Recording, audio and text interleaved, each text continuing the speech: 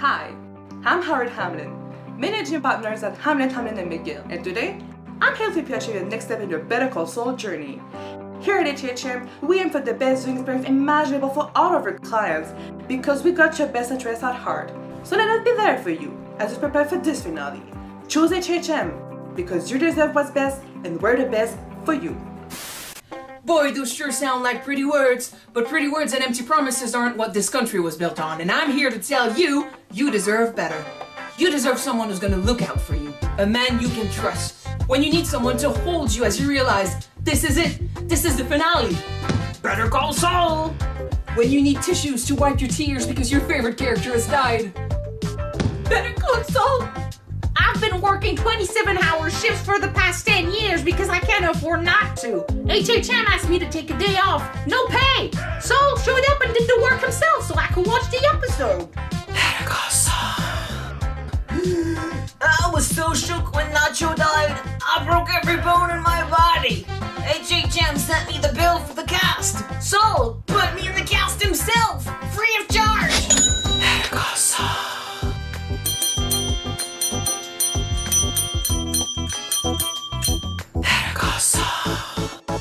So if you're tired of rich lawyers getting richer off your back, set them aside.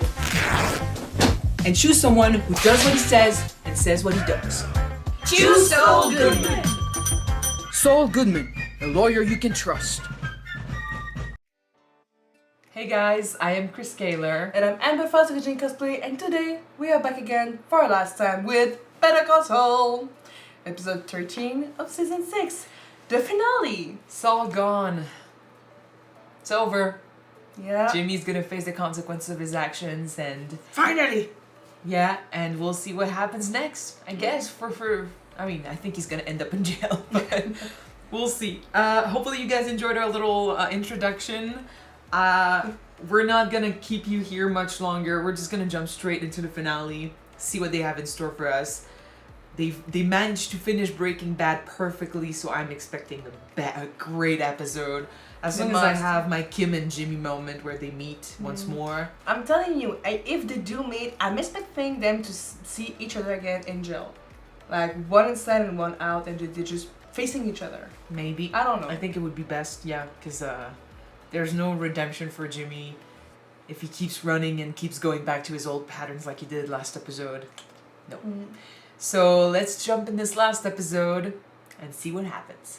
Alright. Let's go. Give us your last words of wisdom, Mike. You're gonna make yourself sick.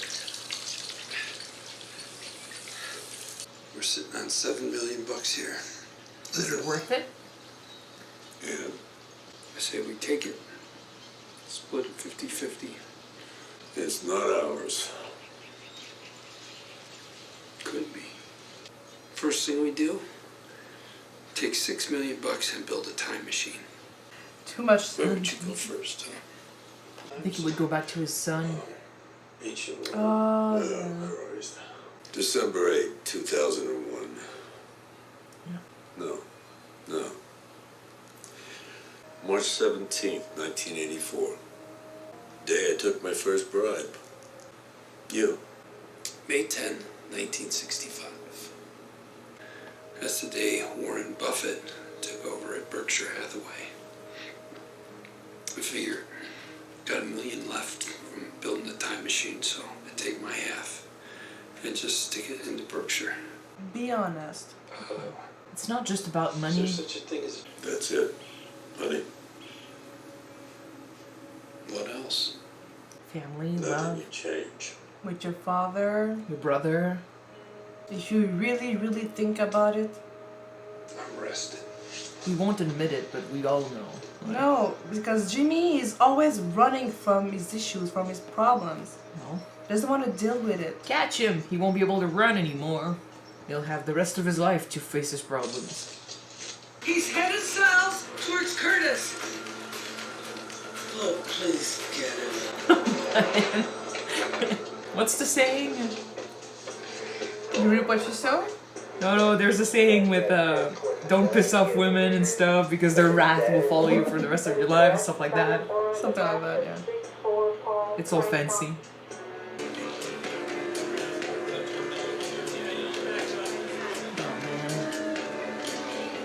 I mean, do you feel happy?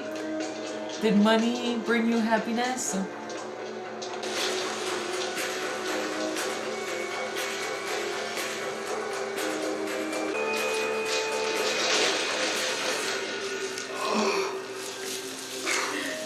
That reminds me, someone was running away from cops. It's a true video, guys. And he had himself behind a car and the cops just go and pass in front of him without seeing him.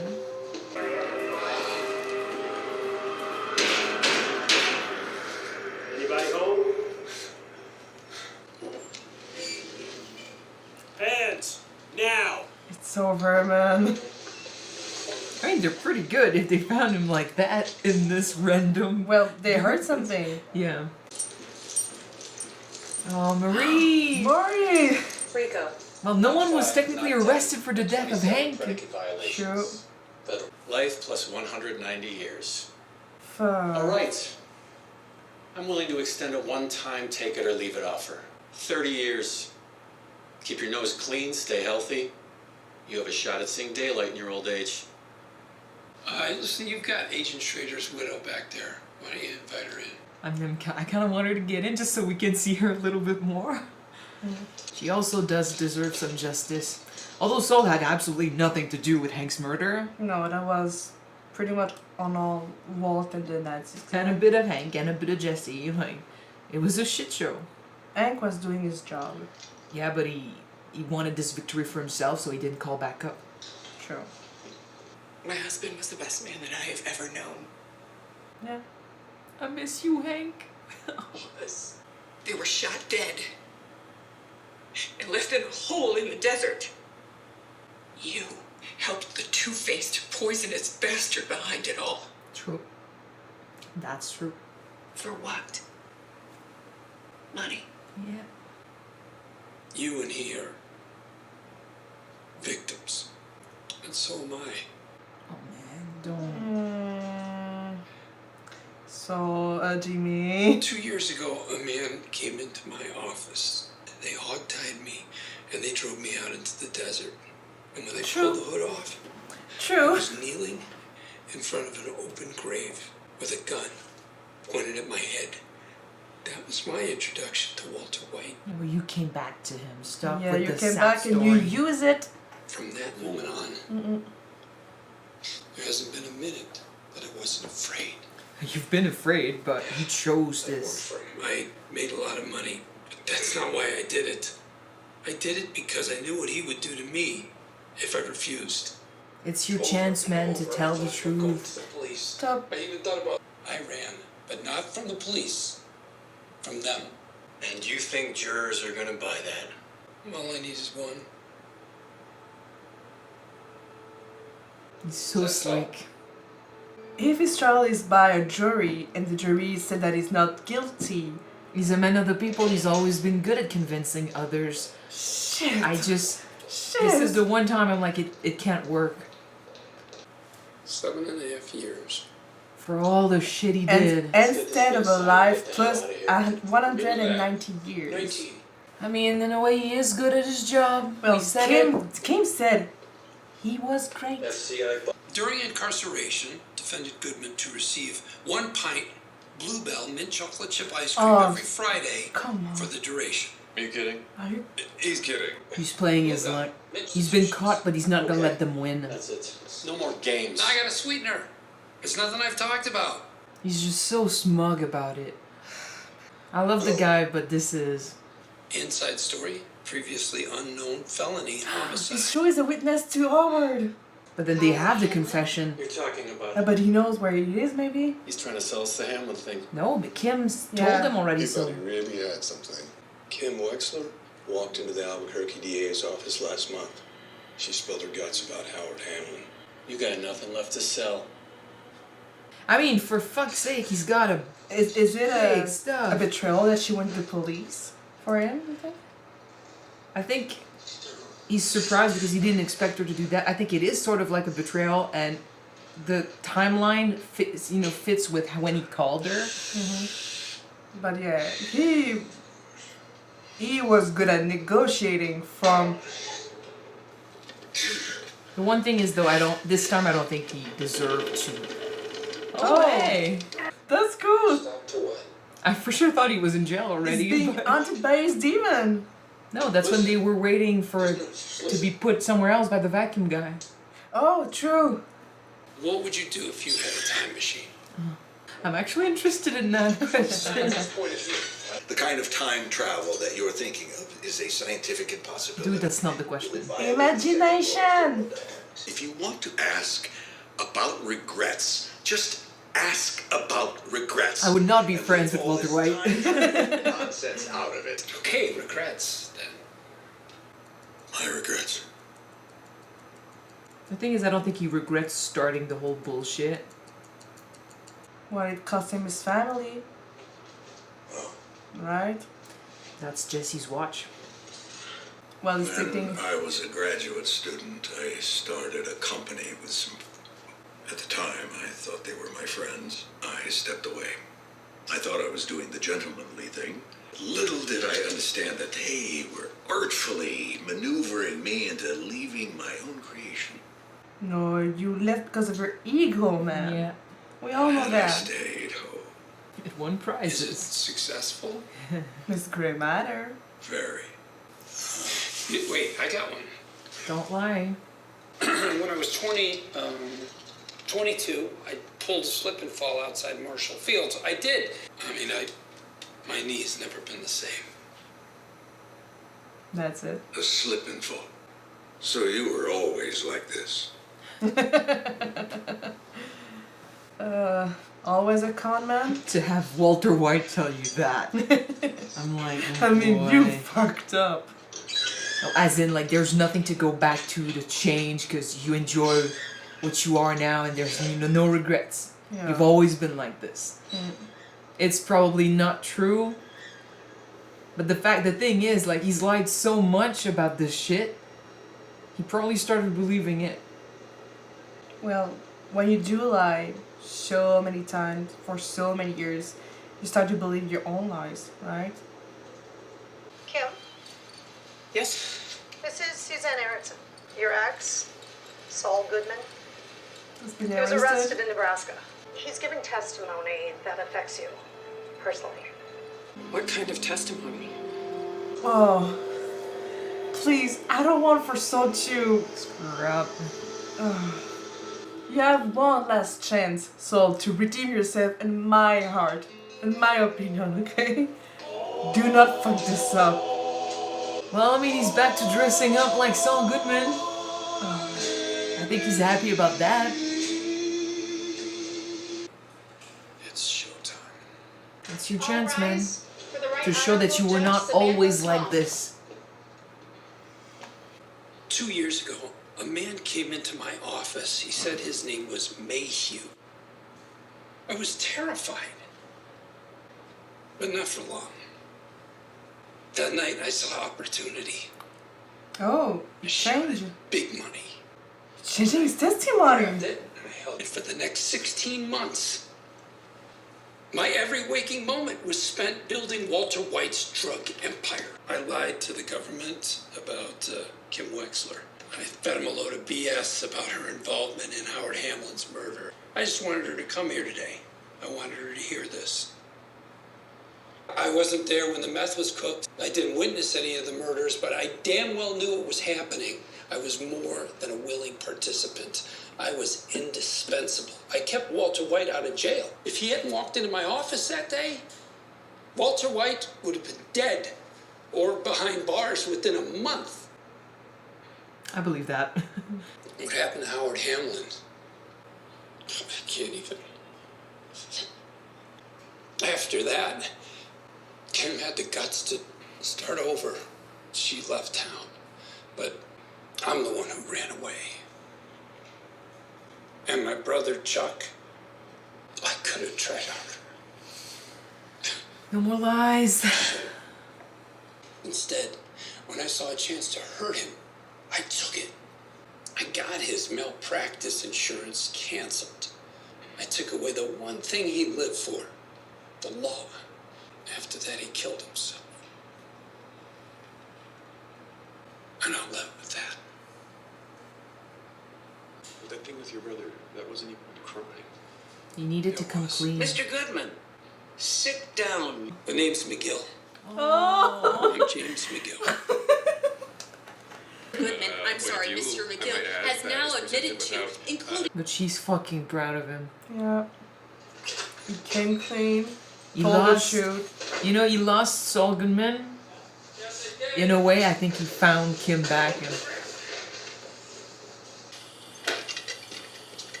oh man. I was starting to worry. My car conked out on the 40.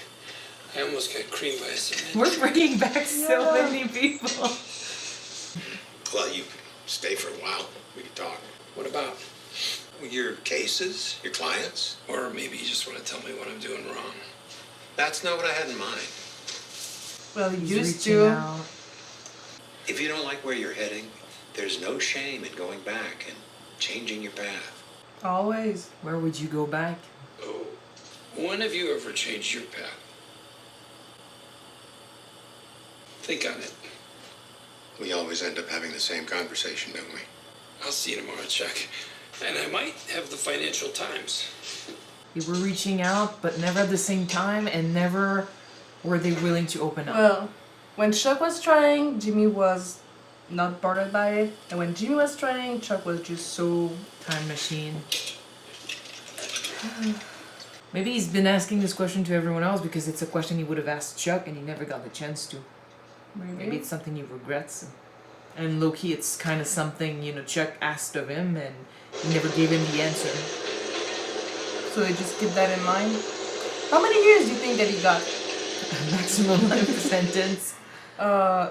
Life plus almost 200 years. No. Ooh, that's the good one. Better call Saul. I told you he would know people in there. McGill. Don't give me that. You're Saul. It's Better Call Saul. All right. Better call Saul. Now he wants to be known as Jimmy McGill, but everyone knows him as Saul. Better call Saul. Better call Saul. Better call Saul. The chant of your people. Oh no. Better call Saul. Better call.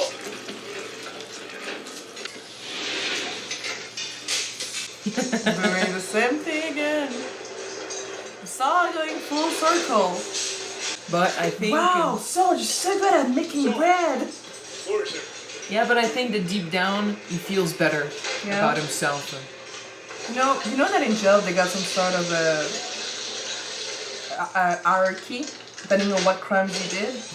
Usually with money and drugs, you're really high with respect. No cuffs, please. So it's gonna be really popular. I get my meeting. Yeah.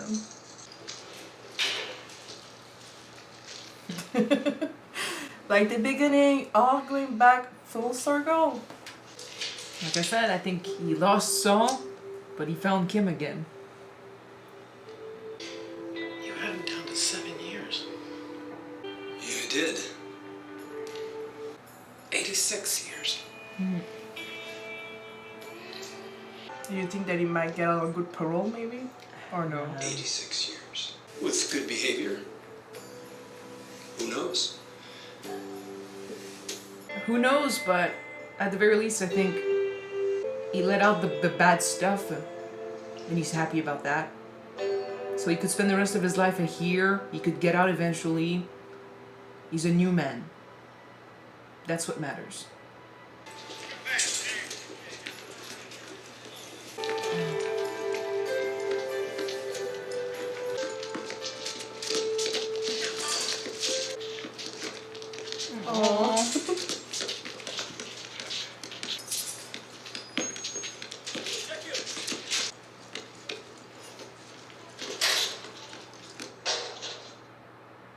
Oh my god. So we never got a cars back. No.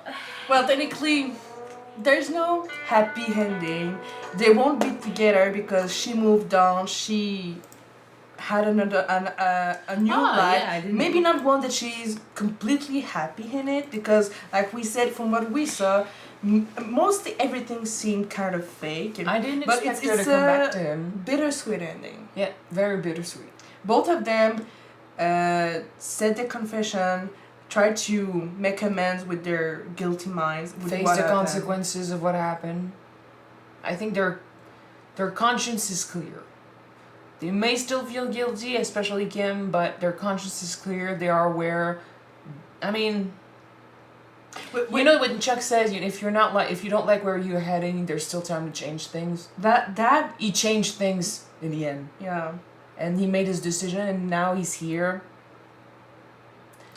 I think nothing was left. Nothing was left unanswered. No questions was left unanswered. He talked about everything that he felt guilty about. Everything that we kept saying. Every time it happened, we were like, he's not telling the truth. He's not showing his real side. He pushes the guilt on someone else. Like, in the end, he came clean about everything. Even if it had nothing to do with his sentence like Chuck. He just needed to say it. And he became the man that Kim was proud of. The guy that she said to Jesse, like, when I knew him, he was good, he was great and stuff. Like, yeah. He became the guy that she was proud of, and I think he can be proud of himself as well.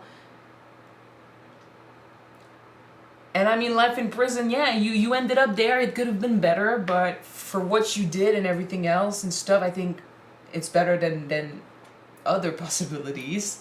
Well, yeah, compared to the originally 200 to 300 years, 86 is not so bad compared to that. And like you said, you can always maybe try to get out with good behaviors. But that aside, yeah, like you said, it's nice that they brought back everything that happened, that he had guilty minds about it, like with Chuck. Like, we know that both of them like or love each other as brothers, even though that they had a really, really rocky relationship.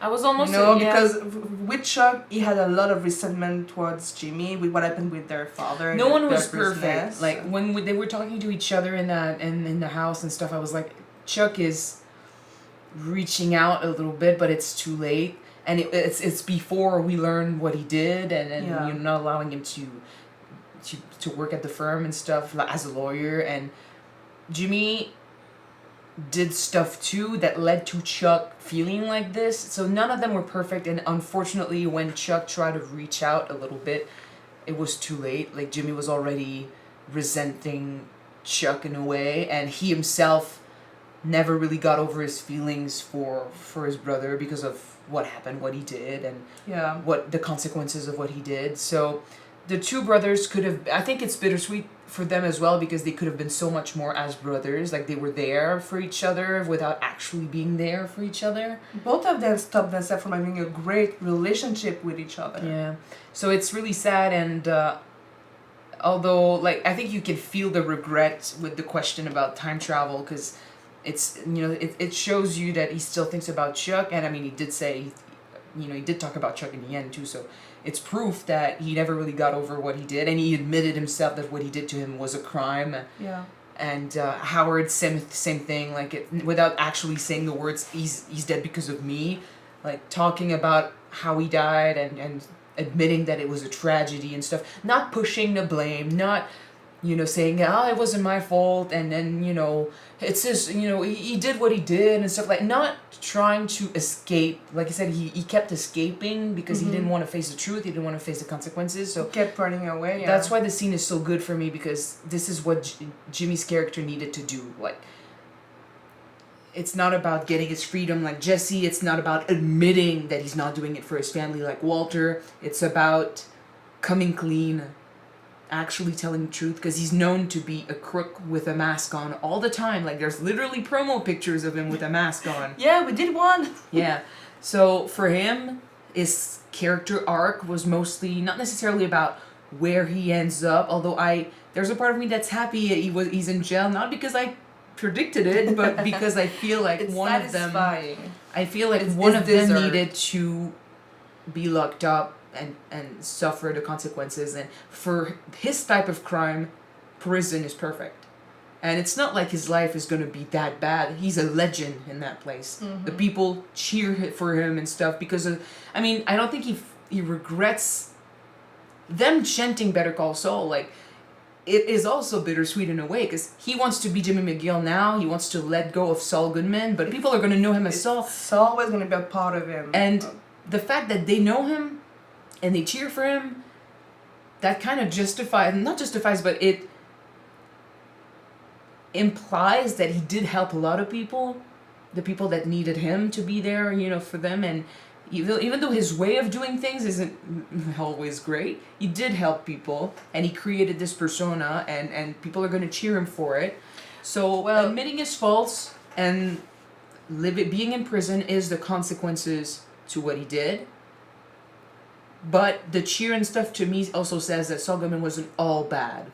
Like he had his good moments. To quote Chuck, every client deserves to have the best representation, right? Yeah, exactly. And every client is important in his own right. So yeah, like you said, Better Call Saul, even though he was helping criminals or people doing kind of shitty stuff, we didn't have shitty stuff, not kind. yeah, it's shitty stuff. We didn't have enough money for the proper lawyers out there. I mean, he was helping them. Yeah. The street people, little people. He was. I mean, the bad side to this is that unfortunately he defended the bad people as well, and he allowed very intense criminals like Walter White to walk free, and he kind of let them do more shit. You know, that's why he confessed in the end. Like that's the bad thing that landed him in jail. And but to me, like it's full circle and it's perfect for his character arc that he did those things and he owned up to it, like he admitted it to it, and he told the whole truth, and he didn't try in the end to manipulate anyone. I think, you know, we were worried that he was going to sell Kim, but deep down we knew that he wasn't going to do that because he loves her. Yeah. And so I think when he learned that she confessed, he kind of understood, okay, this is the right thing to do, and this is what she wants of me. Like, I'm gonna come. She had the guts to do it. Yeah. So I'm gonna do it as well. I'm gonna do it, yeah. And I love just letting go of Saul, calling himself Jimmy McGill, because he wasn't proud of the McGill name before, and now he's being himself. Trying to live up to it. I mean, being a good man starts with that, and I think it's a perfect story for this character. It's a perfect arc, and I'm not mad about it. The only thing I kind of wish we could have learned was the answer to his question. You know, where you should go. Changed. But for his character, like I think the regrets, he said them all in court. You know, he regrets not being having a better relationship with Chuck. He regrets what he did to him. He regrets what led to Howard's death. Howard, what happened with Walter. He could have just left and just leave and go away. And I think he also regrets what happened to Kim because of him. So all of that, he said it. So I mean, even like I said, I was expecting to hear the answer. I don't think we really need it because we understand there's no going back. Like there's never going to be a going back. And Walter's saying, you know, theoretically, according to Walter White, that's theoretically and really impossible to do. But don't bother. In a way, we got another satisfying answer when, you know, he refused to answer the question, or he said something meaningless like, "Oh, back then I used to do that and stuff." I really hurt myself. He kind of presented himself as a slick crook that used to do the same shit back then as he does now, and Walter was like, "Oh, you've always been like this." For him to come clean in the end, to me, says that no, he hasn't always been like this, and in the end he chooses not to be this anymore, and it's great. So he might not be free like Jesse, but he's free of Saul, and Saul that's enough for me. Saul is gone. Well, for him, he's gone. For people, sorry, for the people out there, for the inmates, Saul will technically never be gone. They call him Saul. They refer to Better Call Saul. Yeah, they know him as Saul. But for him, he's completely detached from this character. That's the only thing I'm like he's gonna be great in prison because the people are gonna respect him for what he did for them. True. like I said, Saul Goodman was a crook who did crooked things, but he did help people in his way, in his own way. So it's not all bad. The stuff that was bad, he confessed to. True. So I'm fine about that. And yeah, I got teary-eyed. You started talking right away, so I was like, I can't cry. But I got teary-eyed. I always get emotional when we get to the end of a great series, and this one truly was one. It doesn't feel as liberating or as sad as El Camino or Breaking Bad, but it's fitting for Saul. Like, the last thing that happens is Kim seeing him behind bars, and she's free of him too. Like, she gets to move on with a clear conscience, and she still has her lawyer's card, a bar card and stuff, so she can use that. If she ever wants to come back and visit, she can do that. And from what we saw in the beginning of the episode, she's allowing herself to go back to helping people, and that's really good. I think she's free, and all she has, she has her whole future in front of her, and Jimmy's future is ambiguous. Like, who knows what's gonna happen, but what matters, we have our answer to it, and not only for him, but for every victim of Breaking Bad as well. Like, we loved El Camino for, giving us an ending to most questions, Brock getting the letter, Jesse getting to leave and stuff. Like, we got an answer to a lot of stuff concerning Jesse, so I love that in this we get answers concerning Saul, but we also get answers concerning Marie, who got to hear the confession, and someone finally gets to pay for what happened to Hank. So she's never going to be over that, but at least it's one thing for her. Same with Steve's wife, Blanca. So yeah, it's a good ending for what I believe is probably the best universe / couple of TV shows out there. All of the endings were satisfying for yourself? Yeah, I think. Like Walter, Jesse, and Saul? Yeah, especially Walter and Jesse. I think the trio got the ending they deserved the best. Yeah. Walter died, Jesse suffered but got his freedom, and Saul ended up in jail after confessing. Because he could have walked, like, he played these lawyers like it could have crazy. Walked out after 7 years. Yeah, he could have kept going as Saul Goodman. He could have kept going as the guy that manipulates and plays with the law, but he chose to be the right guy, the good guy, tell the truth and do what his brother wanted, which is follow the law and let justice prevail, which is perfect, I think, for him. So. Yeah. This is it. Okay. I'm glad that they brought back so many characters. Like, we saw Howard's wife. We saw Chuck back again in a flashback. Yeah. And even like the people from Breaking Bad, like it's cool because for us we moved on to Better Call Saul after Breaking Bad, so there was no waiting per se. But for the people who followed Breaking Bad back in the day, years later they get to follow them. Although, like, I don't quite remember when Better Call Saul season 1 came out, but for them, like, it's a throwback, and for us it is a throwback to us too, but it's mostly about wrapping up this story, which I think it's one of the best stories I've seen ever. As for do I prefer Better Call Saul? I know a lot of people prefer Better Call Saul to Breaking Bad. Regarding what really loved the writings, just the storyline? Yeah, or? I really loved Better Call Saul. Yeah. And I think for the genre, it was a perfect show. Personally, I prefer Breaking Bad, but Better Call Saul is a really, really good show. I can't find a flaw to this show. I think it's perfect for what it is, and I'm really happy we got to watch this. Do you think that by watching Breaking Bad before Better Call Saul, the experience was better for Better Call Saul, or it would have been maybe just as good if we didn't watch Breaking Bad before? No, we needed to watch Breaking Bad first. Otherwise, we wouldn't understand the future. The connections? No, we wouldn't understand the scenes with Gene. Yeah, true. And all you're right. All the callbacks to the characters and stuff, like, it feels fulfilling because we know what happens in Breaking Bad. If you had not seen Breaking Bad, you wouldn't even understand the ending here. So, I mean, yeah. As for you, do you prefer Breaking Bad or Better Call Saul? I mean, It's tough. I think for storyline wise, I prefer Breaking Bad because since we already know the future of Better Call Saul, like we went from this to that point. That's not the type of story that I would prefer generally, but okay, I'm not saying it, and I'm not making any sense, right? No.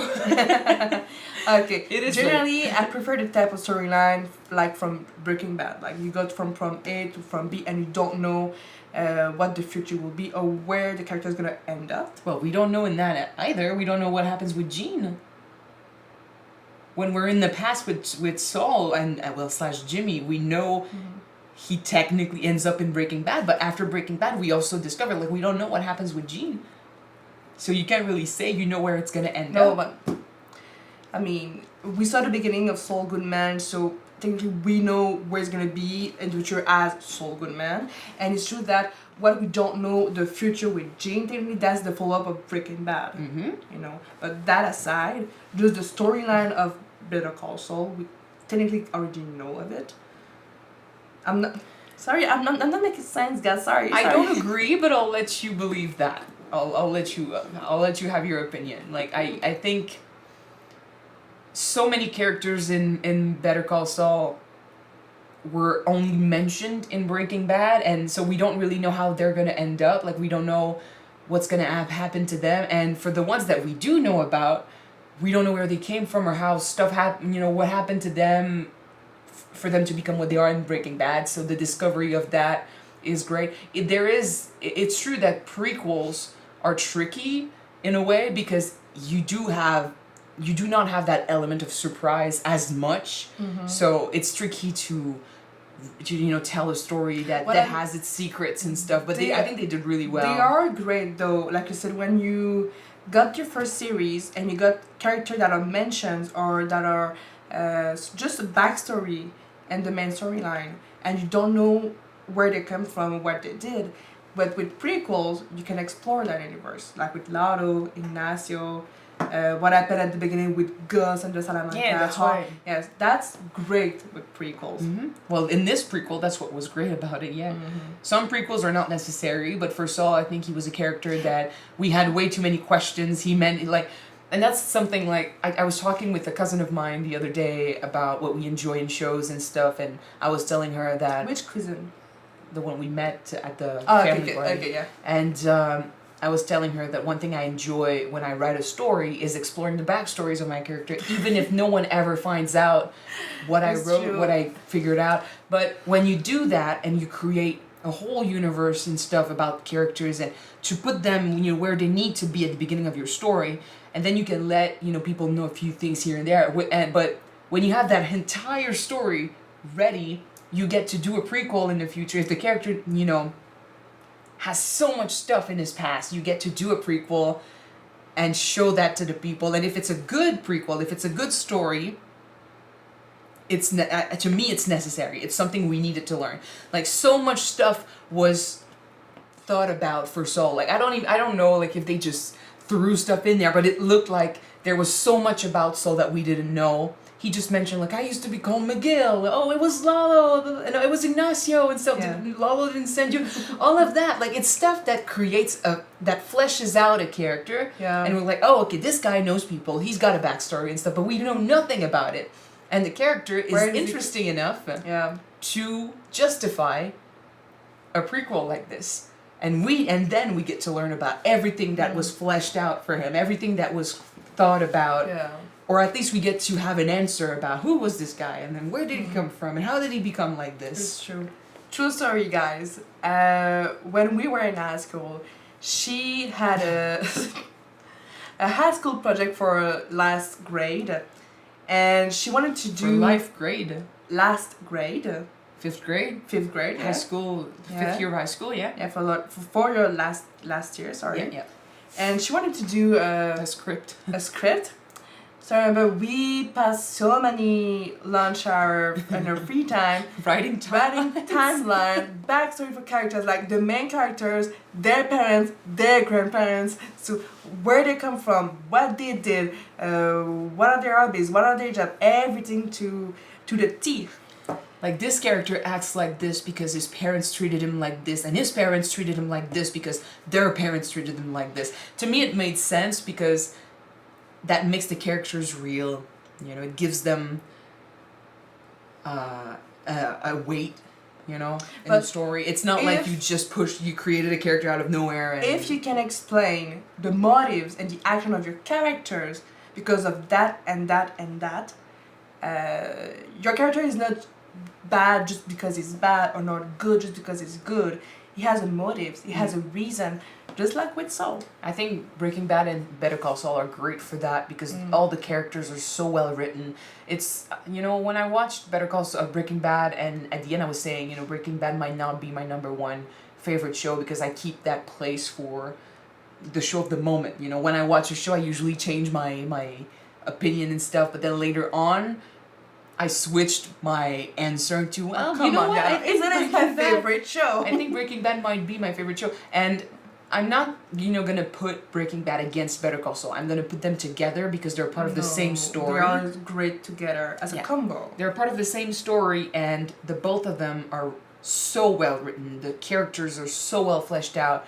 Everything makes sense. Everything leads to something. And my favorite thing in a TV show, actions have consequences, and nothing is ever forgotten. Oh, that's so great when they does that. When someone does something, it stays, whether it's as a consequence, whether it's as, you know, change in a character like Walter keeping a little part of every person he killed, you know, when it's Jimmy changing his character and his motivation because of stuff that happened or stuff that he did, and then he changes his way of doing things, or grudges that he keeps because he can't accept the truth. Like, this is just really good writing, and I'm gonna always admire Breaking Bad and Better Call Saul for that because I think that both of them equal each other in the writing department. You can also put El Camino in it. Well, yeah, El Camino is also part of it, and on top of that, my little director heart, the one that loves cinema and wishes she could do movies and stuff, like the one that writes script and comments on films and stuff, loves the directing in Breaking Bad and Better Call Saul. The directing is also perfect. And in Better Call Saul, you know, they went even further sometimes with the stuff they did because they can't really redo the stuff they did in Breaking Bad, so they kind of broke barriers and went above and beyond what they already did. So whether it's in the color choices, whether it's in, you know, camera work, choices in music, or just, it's perfect. I think it's perfect, which is why it's so high in my list of favorites, if not, you know, #1, which I think, you know, Breaking Bad is, and Better Call Saul is like the follow-up. You said that you put them together. Yeah, it's like, it's part of the same universe. 1.1 series. And my #1 and 1.5. So yeah, this entire universe. I mean, there's a reason why I'm showing Breaking Bad to our everybody friend, that you know. And I'm also showing, now we're also showing Breaking Bad to our dad, because when I was in the hospital, he showed up to talk to, you know, to just visit me and stuff, and I was like, well, I mean, I've got nothing to tell you, so I'm going to tell you someone else's story. You want to hear about this a great show I learned about? And he was laughing so much, and he just thought it was so cool that I was like, okay, I'm definitely showing him this show. So it's a story that I like to show people, and it's a story I really enjoyed watching with you guys, and it's probably Better Call Saul. I mean, Breaking Bad, we had great discussions during it, but I thought that our discussions in Better Call Saul were really intense as well. Yeah. There was so much to discuss, so much characters to explore. I'm not mad about it, and I hope you guys enjoyed our reaction to this great show. I hope you enjoyed our little intro as well.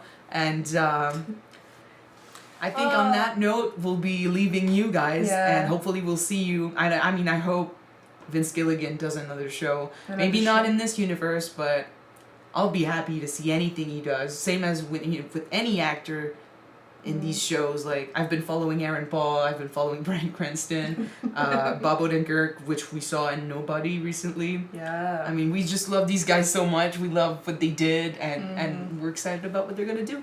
All right. So Thank you guys for watching this amazing series with us. I'm glad that I succeeded with my little goal. We can take it off. I managed to wear different ties to every single one of episode of Better Call Saul. Not in the beginning. Not in the beginning. At the beginning, every single one of them. In any case, how many fucking ties do we need? 80 plus? No, like 66 or something. For those who didn't know, it was a concept we thought was funny because it fits with the character being a lawyer. Yeah. I started up and she just followed after me. Yeah, because some people were commenting on it like, what the fuck? Why the fuck are you dressing up for this? Like, it's just a TV show. I'm like, it's a concept. But guys, I managed to succeed, so I'm fucking proud. Take it off. It's over. Yay. Now we can return all of these to Goodwill. So hopefully you guys enjoyed this. We'll see you in another show.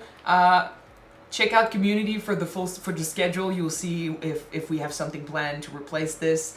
We have a list, we have a huge list of stuff that can replace this, but we'll keep you updated. Yep. So bye guys. Bye guys. Oh yeah, we can do that.